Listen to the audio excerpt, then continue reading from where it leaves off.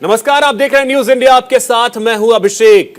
दिल्ली दौरे पर हैं बिहार के मुख्यमंत्री नीतीश कुमार और आपको बता दें कि मल्लिकार्जुन खड़गे से इस समय उनकी बातचीत चल रही है। खड़गे के आवास पर इस समय मुलाकात चल रही है और आपको बता दें कि मुलाकात के इस दौरान राहुल गांधी भी उनके साथ हैं। सीएम नीतीश के साथ तेजस्वी यादव भी हैं और ये देखिए जो बैठक चल रही है उसकी तस्वीर हम आपको दिखा रहे हैं। इन तस्वीरों में आप देखिए तो आपको नजर आएंगे राहुल गांधी, मल्लिकार्जुन खड़गे, नीतीश कुमार, ललन सिंह और तेजस्वी यादव। मनोज झा भी इस बैठक में शामिल हो रहे हैं। ये ललन सिंह को आप देख सकते हैं, मनोज झा को आप देखें, साथ ही आप तस्वीरों में नीतीश कुमार को देख सकते हैं, उनके साथ तेजस्वी यादव आपको नजर आएंगे। तो साल 2024 के लोकसभा चुनाव के मद्देनजर ये तस्वीरें बेहद खास हैं, बेहद अहम हैं। कहा जाता है कि दिल्ली का रास्ता बिहार यूपी होकर जाता है, तो बिहार की सियासत को अगर देखा जाए तो वहां पर नीतीश कुमार, बिहार के मुख्यमंत्री, वो इस बैठक में शामिल हैं। वो मिलने पहुंचे हैं मल्लिकार्जुन खड़गे से, कांग्रेस के राष्ट्रीय अध्यक्ष, उनके साथ राहुल गांधी को आप देख सकते हैं। तो बेहद अहम ये बैठक कई मायनों में अगर देखा जाए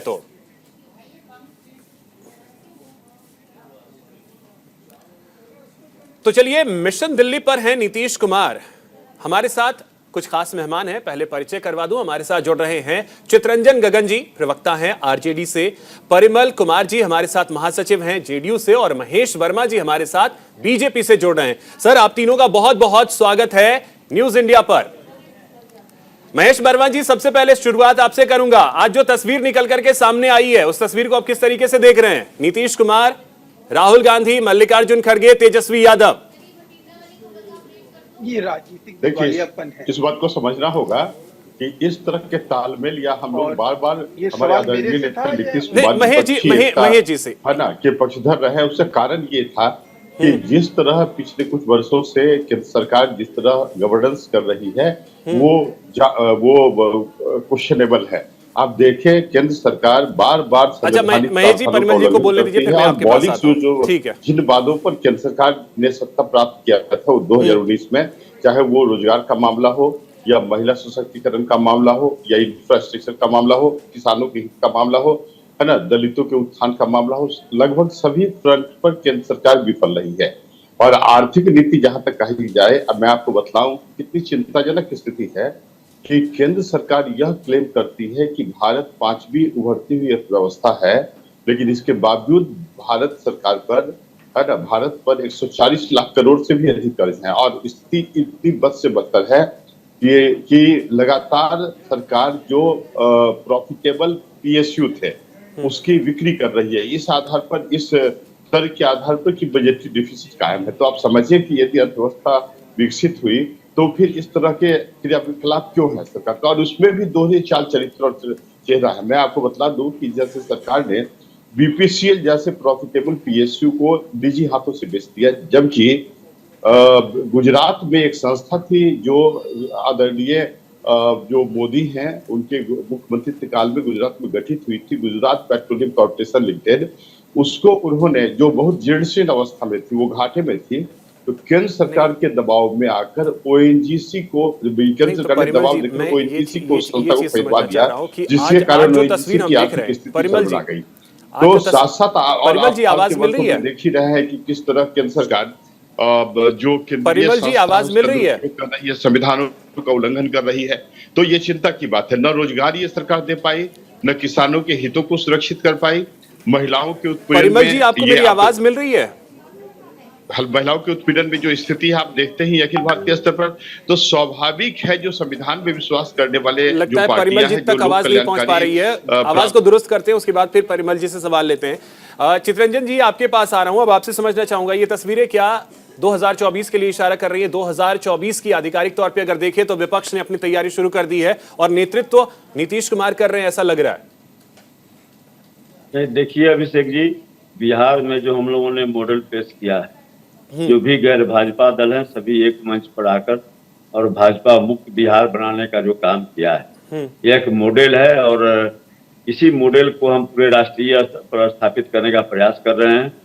और पहले भी कांग्रेस के नेताओं से अन्य भी जो गैर भाजपा दल हैं जो आज इस देश में जो स्थिति हो गई है, महंगाई हो, बेरोजगारी हो या भ्रष्टाचार हो या किसानों का मामला हो, नौजवानों का मामला हो, दलितों का मामला हो, संविधान के साथ जिस जंग से माखौल संविधान का माखौल उड़ाया जा रहा है, लोकतांत्रिक अधिकार जो मतलब माने कि 2024 की तैयारी शुरू कर चुके हैं, मान सकते हैं ना ये? जिस दिन बिहार में बिहार मॉडल बना उसी दिन जो है सो शुरुआत हुई। ठीक है महेश जी, 2024 के लिए नीतीश कुमार ने ताल ठोक दिया, विपक्ष ने ताल ठोक दी, और जो तस्वीरें आज जिस तरीके से राहुल गांधी स्वागत कर रहे थे नीतीश कुमार का, तेजस्वी यादव का, लग रहा है कि 2024 में चुनौती बड़ी होने वाली है। नहीं, नीतीश जी का कोई आधार नहीं है ना ऐसे ताल ठोकने का। ये तो उनका राजनीतिक खोखलापन है। उन्होंने कभी भी एब्सोल्यूट मेजोरिटी के साथ ना वो किसी सरकार में रहे, ना वो कोई सरकार अपने बलबूते पर कभी बनाए, न कभी उनके साथ स्पष्ट कोई जनादेश रहा है। और अब तो जो है स्पष्ट है कि अब नीतीश मुक्त बिहार जो है वो कहीं न कहीं आने वाले समय में दिखाई देगा। वो चितरंजन जी तो बीजेपी मुक्त बिहार कह रहे हैं, चितरंजन जी बीजेपी मुक्त बिहार कह रहे हैं। मैं वही कह रहा हूँ कि एक नीतीश जी का जो एक सोच और समझ है वो सिर्फ यही है कि दो आदमी के डिवाइड एंड रूल का काम वो करते हैं। आज तक उन्होंने जितनी भी राजनीति करी है उस राजनीति का अगर लबो लुआब अगर समझना कोई चाहे तो यही समझ सकता है कि भाई नीतीश बाबू जो है वो काम करते हैं कि दो बिल्लियों के झगड़े में बंदर कैसे झपट्टा मारता है, तो ये काम वो बखूबी जानते हैं। यही उनकी राजनीतिक स्ट्रेंथ है, यही उनकी राजनीति। तो यहाँ पे बंदर कौन कौन है महेश जी? बंदर कौन कौन? देखिए नहीं, बंदर कौन कौन है? नीतीश जी अगर झपट्टा मार रहे हैं, बंदर कौन कौन? हम तो ये नहीं कहना है कि वो बंदर है या नहीं, मैं एक कहावत मैंने हाँ मैं उसी में तो आज जो कांग्रेस की वहाँ हालत है, आज जो वहाँ जिस तरह से लालू जी दयनीय स्थिति में जो करप्शन के मामले में जो है वो जेल चले गए, सजा याफ्ता हो गए, तेजस्वी आज जो है वो उनके ऊपर केस मुकदमा चल रहा है, पूरा परिवार जो है केस मुकदमे के। अब ऐसी चीजों को यही स्थिति परिस्थिति ही जाहिर करता है, यही बिल्ली है। ठीक है महेश जी, एक सेकंड के लिए आपको रोक रहा हूं। चिराग पासवान की एक प्रतिक्रिया आई है नीतीश कुमार को लेकर के, वो सुनवाते हैं, फिर चर्चा को आगे बढ़ाएंगे।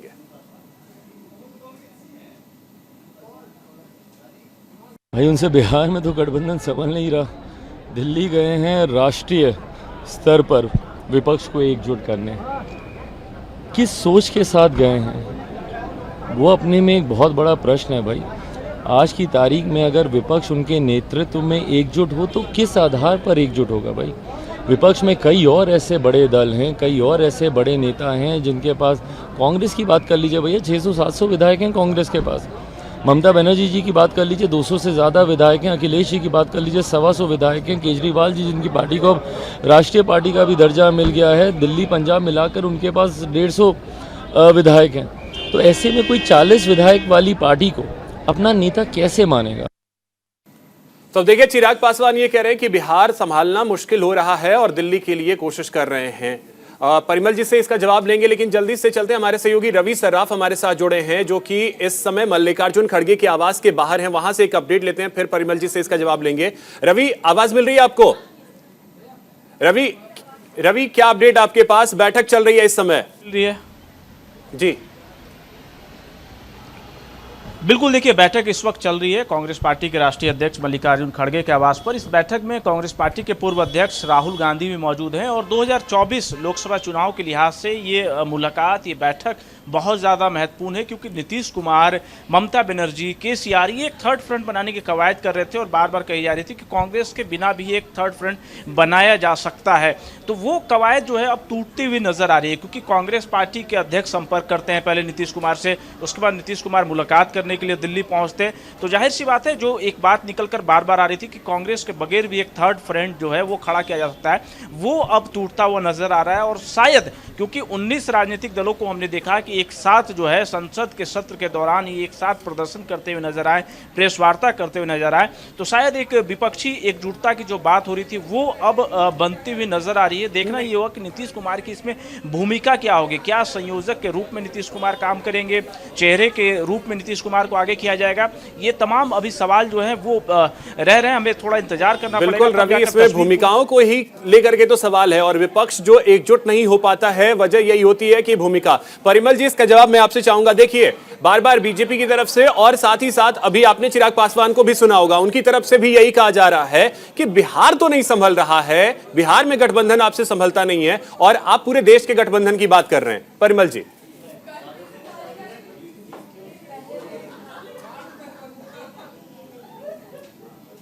लगता है परिमल जी तक आवाज नहीं पहुंच पा रही है, उनसे संपर्क टूटा है। लेकिन चितरंजन जी, ये चीज मैं आपसे समझना चाहूंगा। देखिए, भूमिकाओं को लेकर के सवाल हमेशा ये रहते हैं कि भूमिका किसकी क्या होगी, तो इसी को लेकर के विपक्ष जो है वो एकजुट नहीं हो पाता है। आप देखिए, संसद का जब बजट सत्र चल रहा था उस समय टीएमसी ने कुछ वक्त के लिए दूरी बना ली, फिर राहुल गांधी की सांसदी गई तो टीएमसी करीब आई। चंद्रशेखर राव को लेकर के ये कहा जाता है कि हम उन्हें अपने गठबंधन में नहीं लेंगे, तो इसे किस तरीके से देखते हैं? देखिए, भूमिका तो सबकी है, सबकी अपने अपने जगह पर भूमिका महत्वपूर्ण है। और जहां तक नीतीश जी के बारे में महेश जी कह रहे थे, और मैं कह देना चाहता हूं कि नीतीश जी का जो अनुभव रहा, लंबे दिनों तक केंद्र सरकार में मंत्री रहे हैं, माननीय अटल बिहारी वाजपेयी जी जैसे प्रधानमंत्री के नेतृत्व में उन्होंने काम किया है, लंबे दिनों तक बिहार के मुख्यमंत्री हैं और बिहार में एक विकास को गति देने का काम किया है। और मैं नहीं कह रहा हूं, माननीय प्रधानमंत्री जी जब पिछले गत फरवरी में पटना आए, उन्होंने कहा था कि डॉक्टर लोहिया और जॉर्ज फर्नांडिस के बाद अगर कोई समाजवादी है तो वह नीतीश कुमार हैं। और उन्होंने कहा था कि विकास के मामले में नीतीश जी ने जो एक मिसाल कायम किया है वह अतुलनीय है। नहीं तो भूमिका में चाणक्य या चंद्रगुप्त, भूमिका में चाणक्य या चंद्रगुप्त? देखिए, भूमिका तो जनता की भूमिका सबसे बड़ी भूमिका, सबसे बड़ी भूमिका जनता की है। और बाकी लोग तो उसके बीजेपी हमेशा ये कहती है ना कि उनको सपना दिखा है फिर से पीएम वाला, बीजेपी की तरफ से यही कहा जाता है कि बीजेपी की तो अकुलाहट है, बीजेपी का अकुलाहट दिखाई नहीं पड़ रहा है। किस ढंग से ईडी, सीबीआई, आईटी इन सब चीजों से जब थक जाती है तो उसके बाद में जो है बिहार में कहीं कहीं खुराफात शुरू कर देती है, तो भाजपा की तो बेचैनी दिखाई पड़ रहा है। भाजपा बोलने के लिए भाषण देना और लच्छेदार शब्दों का प्रयोग करना, जुमलेबाजी करना, यह तो भाजपा का चरित्र रहा है। लेकिन यह तो भाजपा की बेचैनी को साबित कर रहा है ना। चेहरा कर रहा है, चेहरा नहीं। यह बताइए ना कि वाजपेयी जी जब प्रधानमंत्री थे और चुनाव 2004 में माने हुआ, वाजपेयी जी के कद का कौन चेहरा था उनके सामने में? इंदिरा जी जब 1977 में जब उनके खिलाफ में विपक्ष गोलबंद हुआ, इंदिरा जी के सामने कौन सा चेहरा था? विपक्ष में तो एक पर एक चेहरे हैं, चेहरा यहाँ पर महत्वपूर्ण नहीं है। नहीं, वही तो है कि चेहरे जब ज्यादा हैं तो फिर एक पे राजी किस पे होगा, कौन राजी होगा? यही तो सवाल होता है। यह भाजपा का भ्रम है, क्योंकि भाजपा के पास चेहरा के अलावा कुछ है नहीं, भाजपा के पास कोई मुद्दा है नहीं। ठीक है, चितरंजन जी आते हैं आपके पास फिर से। हमारे न्यूज एडिटर आशिफ इकबाल जी हमारे साथ अभी जुड़ रहे हैं। आशिफ जी, जो ये तस्वीर आज निकल करके खड़गे आवाज से सामने आ रही है, 2024 के लिए क्या हम माने के बिसात अब बिछ गई है? बिल्कुल, देखिए साफ तौर पर अभिषेक आप समझ सकते हैं, क्योंकि बिहार एक ऐसा राज्य है जहां से राजनीति की दशा और दिशा तय होती है। ये बात बहुत आज से नहीं, जब से आज़ादी के बाद से, तब से आपने देखा होगा कि वहाँ से किस तरीके से नेता निकल के बाहर आते हैं। उत्तर प्रदेश बिहार माना जाता है कि भारत पे राज करने की नीति जो है वहीं से तैयार होती है। और क्योंकि आप साफ तौर पे देखिए कि प्रधानमंत्री नरेंद्र मोदी को भी अगर प्रधानमंत्री बनना था तो उत्तर प्रदेश आना पड़ा, उत्तर प्रदेश से चुनाव लड़ना पड़ा, अमित शाह को उत्तर प्रदेश में चुनाव लड़ाना पड़ा। तो साफ तौर पे आप समझ सकते हैं कि उत्तर प्रदेश और बिहार का कितना महत्व है। और ये तस्वीर जो है वो साफ तौर पे आप ये बहुत दावे से कह सकते हैं कि 2024 से पहले जो खास तौर पे विपक्षी एकता खंडित नजर आ रही थी, उसको एकत्रित करने की एक कोशिश की जा रही है। क्योंकि आप समझिए, राहुल गांधी जिस तरीके से मल्लिकार्जुन खड़गे घर पहुंचे, पहले से कोई कार्यक्रम नहीं था। सीधे तौर पे ये मुलाकात जो होनी थी वो मल्लिकार्जुन खड़गे और नीतीश कुमार की होनी थी।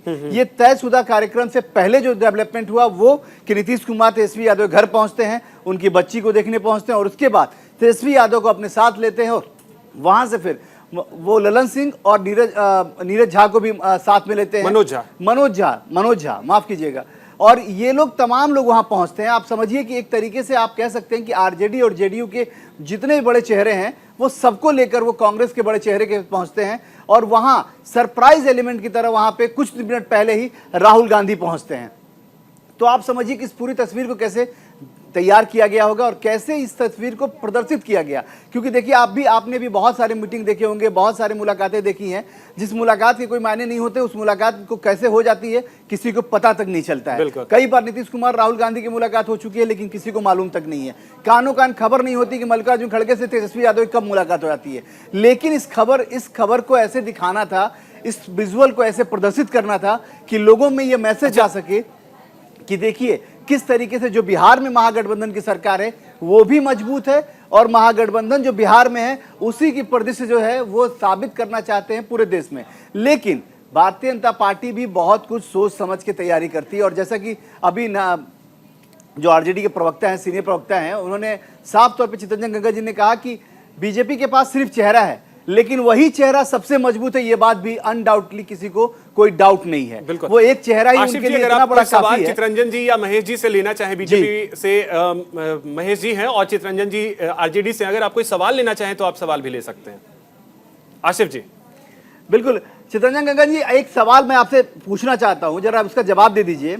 आपने कहा कि सिर्फ उनके पास चेहरा है, लेकिन वो चेहरा 9 साल से सबसे अविवादित चेहरा है और सबसे ज्यादा भरोसेमंद चेहरा है, उसमें भी किसी को कोई डाउट है क्या? नहीं दीपक जी, उन लोग को भ्रम है। वही चेहरा जो है जनता उसी चेहरा को देखकर तो पूछ रही है। इसी चेहरा ने कभी 9 साल पहले कहा था कि 2 करोड़ नौजवानों को मैं प्रतिवर्ष रोजगार दूंगा। इसी चेहरा ने वादा किया था कि किसानों की आय 2022 तक दुगनी हो जाएगी। इसी चेहरा ने वादा किया था कि 2022 तक सारे के सारे लोगों का मकान पक्का हो जाएगा। यही चेहरा ने वादा किया था कि देश की सुरक्षा पर किसी तरह का खतरा नहीं हम होने देंगे। इसी चेहरा ने वादा किया था कि 15-15 लाख सबके खाते में जाएंगे। विदेशी स्विस बैंक में जो पैसा जमा है उसको मैं वापस लाऊंगा और सबके खाते में 15-15 लाख तक आप लोग करेंगे। गगन जी, ये कितने साल तक ये बात करेंगे आप? आपकी ये बात कोई जनता समझने को तैयार नहीं हो रही है, और आप बार बार ये कह रहे हैं कि आपने ये सवाल किया, आपने ये सवाल, अरे 15 लाख की बात कब तक? एक लाइन में कह रहा हूँ, वही जनता देख रही है कि यही चेहरा है जो अडानी जैसे इतना बड़ा उन पर घोटाला का आरोप लगा। यही चेहरा एक तरफ भ्रष्टाचार की चितरंजन जी, इसी में देखिए अडानी की अगर बात करते हैं तो आप शरद पवार ने क्या कहा? नहीं मैं शरद पवार ने क्या कहा? एकजुटता का नहीं, सुन लीजिए शरद पवार जी के जो बात कही है उसको आप इंटरप्रेट नहीं कीजिए। मैंने कहा कि जनता इसी चेहरा को देख रही है कि हाँ इन्होंने क्या किया। तो जनता उसी चेहरे पे भरोसा करके वोट दे रही है। आप देखें गुजरात में हालिया इलेक्शंस में क्या हुआ। अभिषेक जी, आप भूल रहे हैं 1972 में इसी देश में लोगों ने कहा था कि इंडिया इज इंदिरा और इंदिरा इज इंडिया। वाजपेयी जी ने तारीफ की थी इंदिरा जी की 72 में, जब बांग्लादेश बना था। तो वो 77 में चुनाव कह रहे हैं, बहुत अच्छी बात कर रहे हैं, हिस्ट्री के ज्ञान कर रहे हैं आप। लेकिन एक बात बताइए कि 72 भी बदला, 2010 भी बदला, 2014 भी बदला। अब एक बात बताइए, उसके लिए रणनीति तैयार की जाती थी, सिर्फ कहने से नहीं होता था। आपने क्या रणनीति तैयार की है, आप जरा बताइए। अभिषेक जी 14 और 19 नहीं है, यह 2024 में चुनाव होने जा रहा है। 14 और 19 नहीं है। महेश जी, इसका जवाब मैं आपसे लेता हूं। महेश जी, आपके पास सिर्फ चेहरा है क्या? महेश जी, आपके पास सिर्फ और सिर्फ चेहरा है क्या? नहीं, राजनीतिक दिशा और दशा दोनों बदली है। 1967 में कभी साउथ में सामाजिक सोशल रेवोल्यूशन हुआ और तमाम चीजें जो है ना जाति और वर्ग में बांटकर राजनीति शुरू हुई। 1989 में मंडल कमीशन आया। नॉर्थ इंडिया में जो सोशल रेवोल्यूशन, सामाजिक क्रांति जो बताई गई, वो बताई गई कि 1989 में आया, जहां जो है वर्ग, जाति और उसमें बांट के जो है राजनीति। अब 2014 से जो एक राजनीति की जो दशा और दिशा बदली है, और वो है विकास।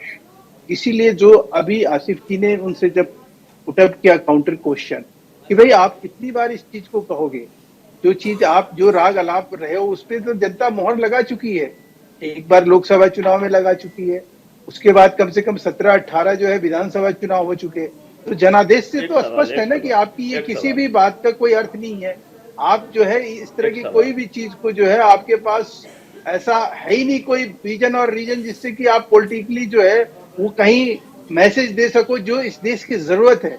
आज इस देश की जनता जो है जागरूक हुई। एक सवाल बस एक देश की जनता जो है, देश की जनता इस बात पे भरोसा कर रही है कि उसे विकास चाहिए। अगर वो कहीं विकास को टच किए, अभी कहीं उसे शौचालय मिल रहा है, ठीक है चितरंजन जी, जल मिल रहा है, चितरंजन जी कहीं वो जल्दी से सड़क बोलिए। मिल रहा है, कहीं उसको ठीक है महेश जी, चितरंजन जी जल्दी से बोल लीजिए। कहीं जान बच रही है, कहीं डीबीटी से भ्रष्टाचार नहीं हो रहा। अभिषेक जी, एक परसेप्शन जो बनाया जा रहा है, बता दीजिए। मैं उसी पर एक छोटा सवाल, आप पूछ लीजिए, परसेप्शन महेश जी सुन बनाया लीजिए, जा सवाल रहा सुन है। लीजिए। देश में महेश जी महेश जी एक सेकंड, चितरंजन जी कुछ बोल। हाँ चितरंजन जी जो बोलिए। परसेप्शन बनाया जा रहा है कि अपराजय हैं मोदी जी। आप पिछले 19 का ही चुनाव देख लीजिए, कितना % लोगों ने उन पर भरोसा जताया था। इनके खिलाफ 63%, ऐसे 67% मेरा हम लोग का कैलकुलेशन। अरे आप, लेकिन अगर भाजपा चितरंजन जी एक बात बताइए, आप बिहार से हैं ना? आप एक बात बताइए, बिहार से हैं तो आपको नहीं पता कि जीते को हरिनाम, हारे को प्रणाम किया जाता है? ये बात आपको नहीं पता है? जो जीत रहे हैं उनके रिजल्ट को आप मानेंगे कि नहीं मानेंगे? इस तरीके से आप खारिज नहीं कर सकते। एक सवाल हम अपने रिपोर्टर से ले लेते हैं, 1 सेकंड आपके पास लौटते हैं। रवि जरा ये बता दीजिए वहां सरगर्मी कैसी है? आसिफ जी देखिए, सरगर्मी बहुत ज़्यादा तेज है क्योंकि नीतीश कुमार, तेजस्वी यादव जब पहुंचते हैं कांग्रेस पार्टी के राष्ट्रीय अध्यक्ष से मुलाकात करने, तो जाहिर सी बात है पूरे देश भर में इससे मैसेज आता है। पर बड़ा सवाल ये है कि संसद के सत्र में हमने देखा 19 राजनीतिक दल जो हैं कांग्रेस पार्टी की अगुवाई में तो आ गए, पर क्या 2024 लोकसभा चुनाव के लिए तमाम राजनीतिक दल विपक्ष के जो हैं वो एक साथ आ पाएंगे या फिर नहीं आ पाएंगे? नीतीश कुमार के नाम पर सहमति बन पाएगी, नहीं बन पाएगी, या फिर कांग्रेस का ही चेहरा होगा? और बड़ा मुद्दा ये है कि केसीआर, ममता बनर्जी को क्या थर्ड फ्रंट की जो बात बार बार हो रही थी उसके इतर जो एक महागठबंधन बनाने की कवायद कांग्रेस पार्टी कर रही है, उसमें किस तरीके से ममता बनर्जी और केसीआर की एंट्री कराई जाएगी? क्योंकि दो बड़े चेहरे हैं और दोनों दिग्गज मुख्यमंत्री हैं, अपने अपने राज्यों के बड़े चेहरे। बात चेहरे की है, चेहरा होगा कौन? परिमल जी हमारे साथ जेडीयू से जुड़े हैं। परिमल जी आवाज मिल रही है आपको? हाँ आवाज मिल रही है। परिमल जी, क्या नीतीश कुमार चेहरा होंगे 2024 के लिए विपक्ष का?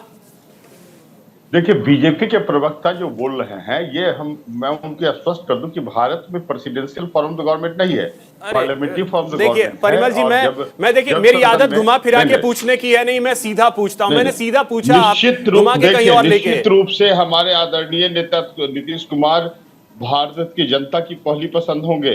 उसका कारण चेहरा होंगे, चेहरा होंगे 2024 के लिए पसंद होंगे, निश्चित रूप से पसंद होगा। और हमने कहा था कि हमारी नेता की चिंता यह नहीं है कि कौन प्रधानमंत्री बने। अभिषेक बस यही कॉन्फ्लिक्ट इन लोगों को कहीं भी नहीं इकट्ठा नहीं होने देगा। हमारे नेता की लेकिन सवाल यही है आसिफ जी की चेहरा कौन? नीतीश होंगे, केसीआर होंगे, ममता बनर्जी होंगी, शरद पवार होंगे, उद्धव ठाकरे होंगे, चेहरा होगा कौन? 2024 पे सहमति बन पाती है या नहीं बन पाती है, यह सबसे बड़ा सवाल होगा। लेकिन आज की बैठक शुरू होने से पहले जो तस्वीर आई उसने मैसेज बहुत बड़ा दिया है। यह मैसेज 2024 के लिए विपक्ष के लिए कितना कारगर साबित होगा, यह वक्त बताएगा। बहुत शुक्रिया आप सभी का हमारे साथ जुड़ने के लिए और इस चर्चा में शामिल होने के लिए। फिलहाल इतना ही, नमस्कार।